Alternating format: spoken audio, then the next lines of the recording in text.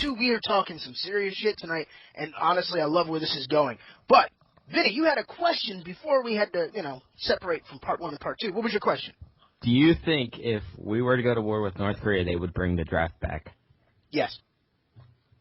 Oh, that would be extremely controversial.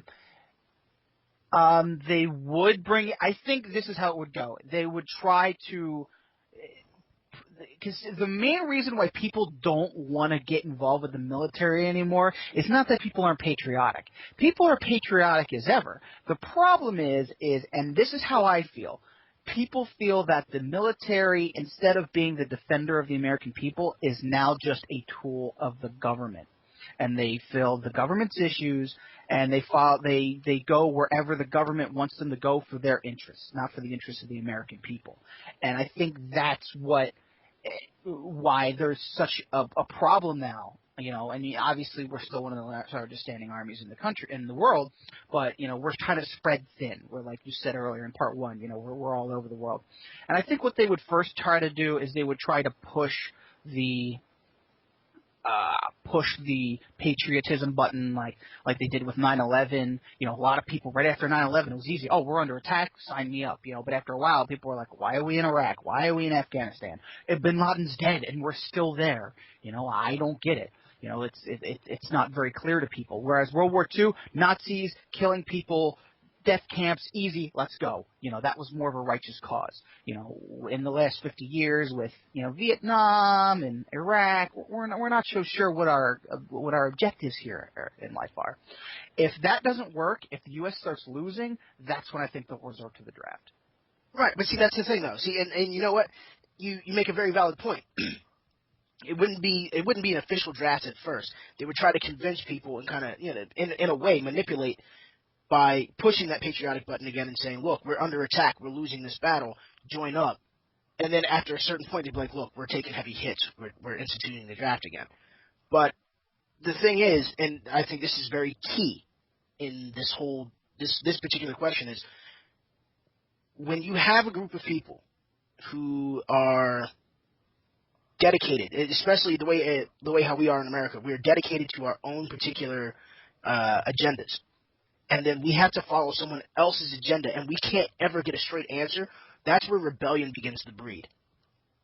And that's when people start saying things like, well, why am I fighting this particular war? Like, I'm pretty sure you can ask almost any Iraq veteran. They will tell you, I fought for my country. But they can't necessarily tell you the exact reason why they fought for their country. They fought for their country for whatever reason they believed. If it was for protecting our freedoms, for, keeping our country safe, or if it was for, good old Uncle Sam. Everybody has their reason for wanting to be a part of, maintaining this very shaky but very prominent democracy that we have. I think when it comes to the draft, it would be instituted without a doubt. But I think they would institute it under a different form. They wouldn't necessarily call it a draft because, if you think about it, it's like somebody saying incarcerated or going to prison. It's not what you say; it's how you say it. So instead of them saying, "Oh, we're instituting the draft," they'll say something more like, "We need bodies." To defend our nation. They'll word it. They'll wordsmith it the way how they want people to hear it, to kind of convince and coach people. Or they'll just blatantly say at some point, we're drafting. And honestly, I've never been a fan of the draft. My grandfather was drafted into the military. If I was ever to be drafted in the military, it would never work out. Just because I would probably get locked up for treason. Because I would want to know, why am I fighting this war? I want to know the exact answers. That's just me, though. I would not, if I was locked up in Guantanamo Bay for the rest of my life, I would have said, I'm glad I did what I did. That's just who I am. It's not that I'm not patriotic. I just don't believe that we have to fight for things that we don't know about. Tell us what you want us to fight for, and then we can make the decision for ourselves. Like, let's face facts. When we went over to Iraq and Iran and Afghanistan, we were fighting for oil. It wasn't just democracy. We were fighting for oil. And that's the reason why we went to war as fast as we did, because our oil supply was in danger. Like Ryan said in the first part, they had leverage over us. They had big leverage because this is an oil-based nation. I mean, hell, the world is an oil-based world. You know, we're just now getting to the point where we're starting to find, ethanol and we're using, solar power and things like that. We're just getting to that point. We could have had this shit 30 years ago. Yeah, I was about to say that. Well, that is not new stuff. There are so many people. I personally, I can't give any evidence to this, but I can look at the facts with my own two eyes and say, oil, fuel, gasoline, the combustion engine is a technology that is over 100 years old, and we still use it today. Not because we can't use alternatives. There are alternatives out there. They are very much out there. The problem is there are too many people getting their pockets lined with cash over this substance. Right. You're that absolutely they right. won't let it go. There are people who have probably lost their lives because they wanted to bring out an alternative or something, and the oil people said, "No, it's not going to happen." Right. Anything to stifle it. Now, I know that sounds really conspiracy theorist, but I just it doesn't make sense to me that a over 100-year-old technology has not been supplanted in a world where we make absolutely miraculous technological leaps every 10 years. You're absolutely right. No, and it's a constant battle that we're gonna have to constantly fight because it's the same way when it comes to the poverty scale here in the United States. The rich keep getting richer, the poor keep getting poorer. How is it that you expect somebody who has no money to keep paying more in the taxes and somebody who has all this money not have to pay as much? It's the You want to know how? How? Join the military. Get a constant paycheck. That's how it works. Yeah, but then you look at the pay that these soldiers get. $19,000. They don't get shit sideways. I mean, hell, I make Wait, more how much? Retail. When you first enter, you only get $19,000 a year. Yeah, but that's when you first join, and then as you move up the ranks, I think you make my cousin's I'm not sure what it is. I know in the Army it's an E. I don't know if it's an E3 or E4 in the Navy, whatever it is. He's like an E5 or E6, and he makes a lot more than 19,000. Yeah, I think the highest that you get paid in the Army's $65,000, and you have to serve at least 15 years for that kind of pay. Now listen to that. $65,000 and you have to serve at least 15 years. That means you go career. Now here's the thing. My mom has only been working in the prison system as a correction officer for 5 years, and she's already making $68,000 a year. Think about it though. There's one thing that we're not taking advantage. Your schooling is paid for. Not anymore. Really? Not anymore. Yeah. Well, they canceled tuition assistance. Well, see, now this takes a lot away from soldiers who want to go into this military, because now it's here's the thing. I don't know if it's just me, call me crazy, but when it comes to a military, I would want my soldiers to be as smart as they possibly can be, not just for war, but for anything else that I need them to be really good at. For instance, you take an engineer. You take any engineer. I would want them to be studied full on, and if I have to pay for it, I'm going to pay for it, because I want to make sure my engineers, whatever it be, if it's, mechanical engineering, if it's, architectural engineering, doesn't matter. I want them to be the best that they can be at this particular thing, which means if I want to make sure they are the best at it, I'm going to pay for the best schooling possible. For the military to take that away from soldiers, you are hindering yourself. You are creating a group of literal barbarians at this point. You'll teach them how to fight. You'll teach them how to war, but you won't teach them to use their brain to the fullest capability. And I don't know if you all saw, I posted it up earlier, I've got a banner that I made on a website thanks to Zabi. Zabi showed me this website for Game of Thrones, and my motto is bodies and minds for all humankind. This is exactly what I'm talking about. I would never send in a soldier who is only geared just to fight. I would want that soldier to be just as smart as he is strong. But they're not as useful. They're not as malleable. They're not as easy to put in places. What makes fighting so... once you get a man on the battlefield, he fights for his own survival and the survival of his comrades. Probably the latter more than the former. That's what I'm learning. And that's the basic, pull of combat is to protect the guy next to you, you know, because he's your friend. You train together, you live together, you bunk together, you know this person, and then the fight itself becomes very personal and intense, you know, and that's kind of, you know, how it works. Right, and that's beautiful camaraderie. I'll never say that that's a bad thing. That's a great thing. Shit, that creates brotherhoods. That creates bonds that, you know, even civilians like us may never see ever because they got same blood, same mud.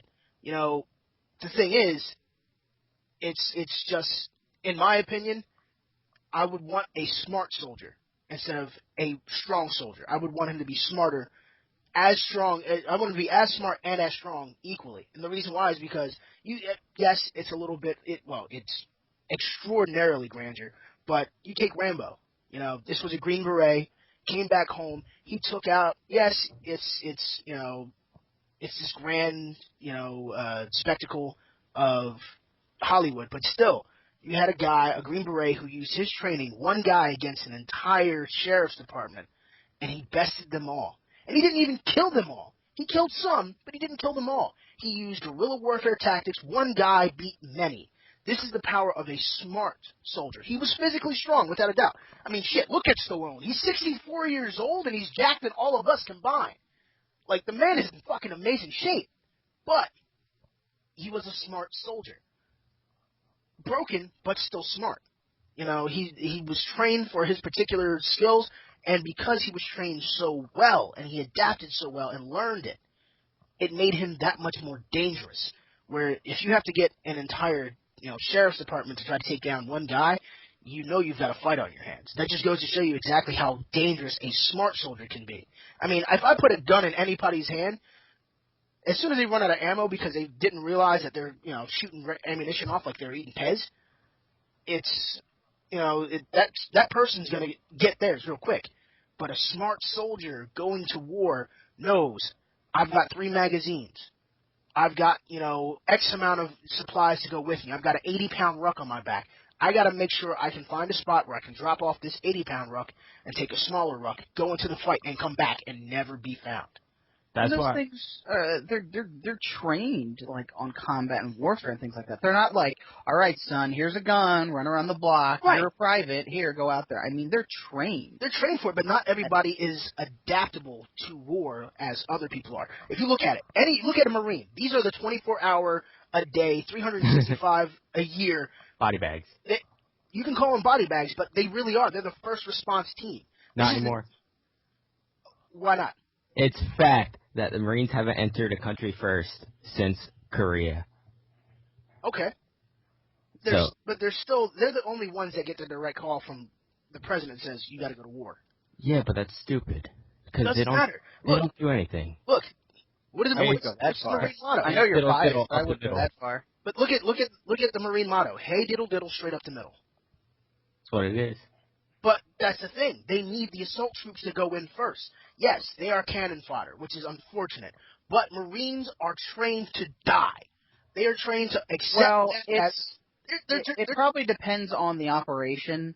Like, if you need... I mean, it's hard to say. I'm not really up to it. But I would imagine that, you know, you probably would deploy them both the airborne and the Army and, you know, the forward units, like, with the Marines, like, simultaneously. I mean, it would make depending on what you're doing, I would imagine. Right. I mean, if you want to talk about, like, an invasion force, like the tip of the spear, probably be some sort of, like, Army battalion or something like that. I don't know. I mean, the Marines are, like, I don't really know. I'm kind of ignorant to the situation. So. A perfect example is Fallujah in 2004. Look what happened. Okay, good point. That is a damn good point. That was one of the worst battles it's probably the worst that happened in Iraq. Yeah, because that was just a shitstorm waiting to happen. Really wait, I have a question. Okay. And this is actually directed to Vinny because I don't know this. Are Marines are they enlisted men or are they officers? They're all enlisted. You can become an officer, though. I think in the Marines you can. Yeah, you can become an officer in the Marines. But you have to go to college first. I know they're a branch of the Navy, and I know I mean, how much does a Marine soldier make compared to let's say, a PFC in the Army?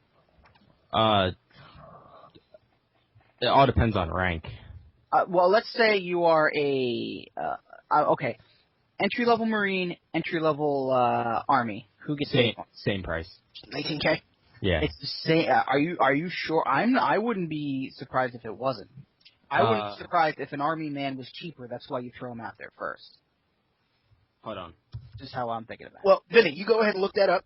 Give us the information. I want to jump on to the next couple topics because we've already spent like a half hour on just this topic alone. We may end up having to make a part 3 to this. So, Oh wait, I got it. You got it? The Marines make E1 makes $18,194 to $18,194, and so does the Army. Yeah. So it's about the same, 19K. Interesting. Yeah. Okay. It's a surprise. All right. Next topic. I know it's nowhere near as severe as it was for North Korea, but it has to be mentioned because I think it's some bullshit myself. So Nike got some heat for the latest commercial that they did involving Tiger Woods. Apparently, with Tiger Woods, everybody knows the whole scandal with Tiger Woods. He screwed up. He got busted cheating with other really attractive women. Don't get me wrong, they're attractive, but he got busted cheating, and, it blew up in his face. Well, Nike came out with an ad where they're saying winning solves everything. And, of course, Tiger Woods was the spokesperson in this particular commercial. Now, at first, a lot of people were like, yo, that's a great commercial. But then it got a whole lot of fucking heat, a lot of heat, saying that because he pulls in so much money, it solves all of his problems. The cheating, the lying, all this, all goes away because winning solves everything. So, what are your opinions on this? Do you think Nike should have to stand down from this? Do you think Nike should, say, fuck it, it's our commercial, we'll do it? What's your thoughts? It's sad but true. Winning fixes everything. Point in case, look at Michael Vick. Michael Vick went to jail. Michael Vick killed animals. Michael Vick committed a felony. He came back, he won some football games. Oh, Michael Vick is awesome! And they put him in commercials and this and that. It's a sad truth. Winning solves everything. In this country, when it comes to sports, you can do almost anything short of something extremely heinous, and you can come back, and if you're successful at your sports team and you help them win, they're going to love you. Now, the reason that it's coming under fire is because of the image that it portrays. Basically, what it's saying in, subtext is, you can get away with whatever you want as long as you're an athlete, as long as you're a successful athlete.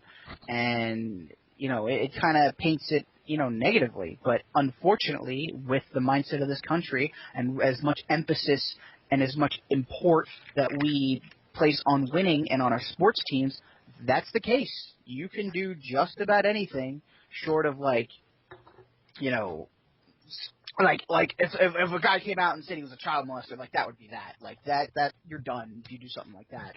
But for the most part, Tiger Woods, he cheated on his wife. He had rendezvous and flings with women that guys like us could only dream about, and then he comes back and he's successful, Meanwhile, we're talking about, gay marriage and the sanctity of marriage, and, here's this guy on TV say, winning solves everything. I cheated on my wife, and I ruined my relationship, and I have kids, and I slept with her around, and, it's the image, and that's the problem that people have with it. Personally, I don't think it's right, but unfortunately, with the amount of emphasis and the amount of import that we put on sports, it's true.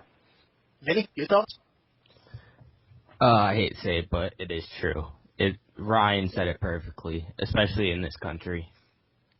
And here's the thing. I hate to be that person, but yeah, it is true. And I made a statement about this, similar to this, on Facebook a couple days ago. I was on an MMO forum. I think it was for Scarlet Blade, and there was a topic about a guy asking a girl how she felt about dating African American guys, and I put this really long comment in that post, and basically I said it in the post. I said this is a vision/beauty based nation, and it's our society. If we look at anybody. If Brad Pitt went out tomorrow and beat the dog shit out of Angelina Jolie. He would get arrested, he'd find a way to pay for his bail, he'd come back home, he'd kiss some babies, shake some hands, and then it's all over. No one cares. But if I was to go out and beat the dog shit out of some woman, I would be incarcerated, I would never see daylight again. And it just goes to show that it's not about, right and wrong anymore. It's about what looks right and what looks wrong. So in this case, in my opinion, I don't like what Nike's doing. Personally, I think it's a terrible thing to say, which brings me on to, which is going to help actually roll into the next subject, or the next topic. You look at Kobe Bryant. Years ago, he raped a girl. But because of the fact that he was winning championships, they kind of just let this shit go. Because he was an athlete. He's an entertainer. And it still makes no sense how an entertainer makes more money than our soldiers do. That's a whole other topic for a whole other time. But this leads into the next event, which is the rape case that's been going on in Ohio. Now, I'm pretty sure at this point everybody knows. 16-year-old girl went to a party in Ohio and was drunk, then passed out, then was raped. She was raped at one party, went to another party, was most likely sexually assaulted in the car on the way to the other party. When she gets to the other party, there's literally a 12-minute video of a guy, one of the guys, his name was Trent, recording, himself talking about what he was seeing. And, there were a lot of horrible comments posted up on Twitter and on Facebook. She's dead if you put it in the butthole and nothing happens. And things like this. The thing is, CNN, and I'm calling them out because this is the truth, CNN decided to put a spin on this. They didn't care about this girl's welfare. Now, mind you, no one has come out to say what this girl's name is. But they did not worry about the girl's welfare. Now, instead, they're worrying about the future of these young guys who were charged for rape. And they said, this is almost verbatim, I wish I could quote it, but I can't. The futures of these young men have been destroyed because now they will be labeled as sex offenders. My opinion on this, I don't give a fuck. I want them to be labeled sex offenders. Why? They raped a girl, okay? I don't care if she was drunk or sober. You rape a girl, there's no reason for you to ever think that you will ever be considered okay again. I look at Kobe Bryant, and personally, I want to kill him. I really do. I want to slit his throat slowly. Okay? These two kids, it's a 16 and 17-year-old, Malik and Trent, football stars at their high school, and they are going to get pretty lenient fucking sentencing for this. You guys, let me ask you, does any of this absolve the fact that these guys raped a girl? No. Definitely not. I mean, I think I didn't read the article. I haven't read the article. But I don't think CNN is the type of news entity that would stand for something like that. I think they were probably lamenting the choices these young men made, because they decided to, take advantage of a girl who was, drunk and hopped up and high and passed out. Their futures are irrevocably damaged. And that's kind of sad. It's because of a lapse in judgment. I think they were probably high and drunk and fucked up themselves, and there's no reason, when a girl is passed out and can't speak for herself, or when she says no, and, that's it, These guys were probably hopped up at a party. They were probably all drunk. Hey, whatever. Hey, yeah, stick it in her.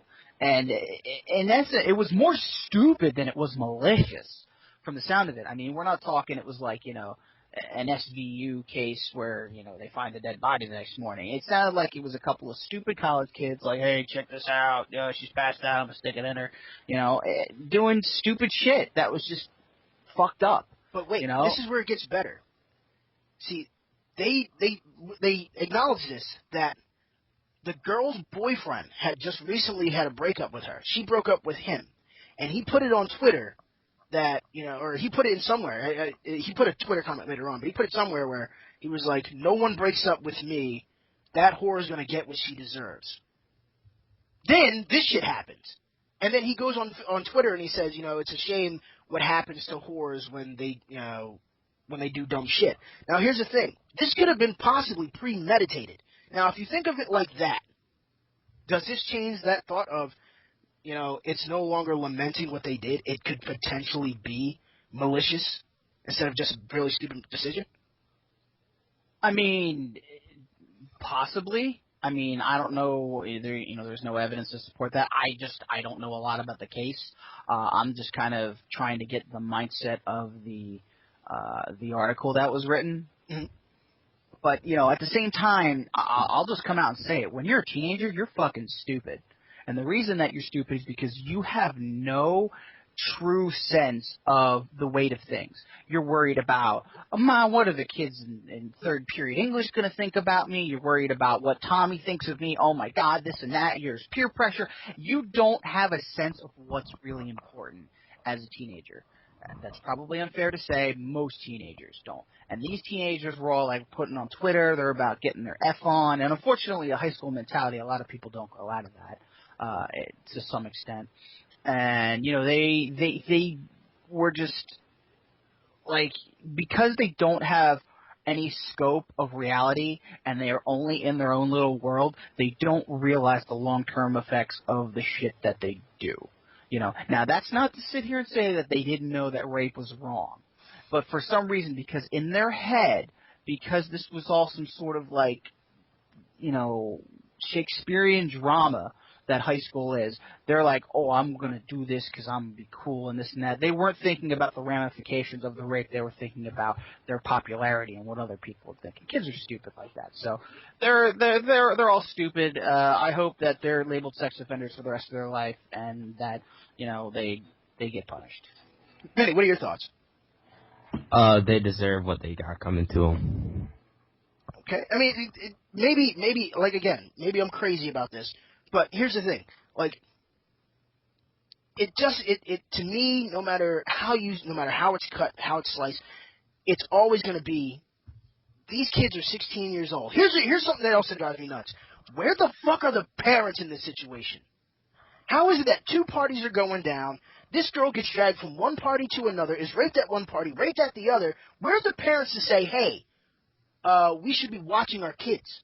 I know when I was 16 years old, if I was caught doing some dumb shit like that, I'd be sitting outside, like tied to a tree, upside down by my feet, and my mom would be taking a switch to my back. And that's her being light. That's her warming up. All right? And yes, you can call that child abuse all you want, but if I was busted for rape, there is no amount of hell that I could not go through to ease what I was going to get from my family. And that's what drives me nuts. The other thing is this. The lawyer of the 16-year-old, Malik, his lawyer is filing an appeal saying that his client's brain was not fully developed. Now, technically speaking, he is right. Between birth and, if I'm correct, up to the age of 24, your brain has not fully developed. But this isn't a matter of fully developed brains, because by the time I was 10, I knew the difference between right and wrong. I just chose to do a lot of wrong because I thought it was for the right reason. So wait, I could do something right now that will be horrible. Yeah, you could do something, but because of the fact that your brain hasn't fully developed, you might be able to get away with it. That's horrible. It is. You're in high school. I think they'll throw it out. Like, I honestly don't see how that could stand up. I don't see how it could stand up either. If it does, that will show how retarded and messed up our court systems are. Well, see, that's the thing. The judicial system, and I say this about anything that involves government, it's created by men. It's created by human beings, okay? We are fallible. There are a lot of loopholes and a lot of laws because no one's going to sit there and take one law and try to go through it with a fine-tooth comb to make sure it's airtight. It's impossible because our human brains aren't capable of taking in every possible accountable detail. So, yes, there are always going to be loopholes because it is created by humans. But this is not a matter of underdeveloped brains. If he's mentally disabled, okay, a little bit of leniency could be allowed, but not much. But this is a kid who is fully functioning, who can go out and play football. He's perfectly fine. Maybe he's had one too many bumps to the head. But ultimately, I know when I'm young, when I was 5 years old, you don't touch a girl this way because it's bad. And when you get older, you find out why it's bad. And then this shit happens, and his lawyer's going to say, his brain's not fully developed. I know the difference between right and wrong. That is just fucked up and wrong. Rape under any fucking circumstances is wrong. Why? Here's it, and this is me divulging to all of you. I am a rape victim. That's why I think it's so fucked up. I was a rape victim by my babysitter when I was 5 years old. I know this shit. I know the difference between right and wrong. I knew that was wrong. Why in the hell would a 15-year-old woman want to fuck around with a 5-year-old kid? That's what I want to know. And here's the sad part. My sister was in a room when it happened, and she was too busy watching Popeye the Sailor Man to know what was going on. So, yes, I know from first-hand experience this is fucked up. Royally fucked up. But, with that being said, we are going on to the very first part 3 ever in group therapy because we have hit another half-hour mark. Holy Jesus, an hour and a half of this shit. This was fucking crazy. Love you guys. Here's a question. Are you guys enjoying these conversations so far? No, because I hate you, Will. Oh, of course you do. Fuck you. Fuck you, Vinny. Wait, what's going on? I'm on Skype? Yes, you're on Skype. Oh, my Jesus. Oh, God, no. Okay, so. Can we all sing Iron Maiden in part 3? Sure. I don't care. I don't listen to Iron Maiden. You need to start getting on that shit. Yeah. We'll all sing Hallowed Be Thy Name. I'll look up lyrics. Cool. We'll cut over to part 3. This is a first for me. This is fucking awesome. This is heated fucking debate. Just, again, click that annotation. It should be right in the middle of my guts. I got a whole lot of that.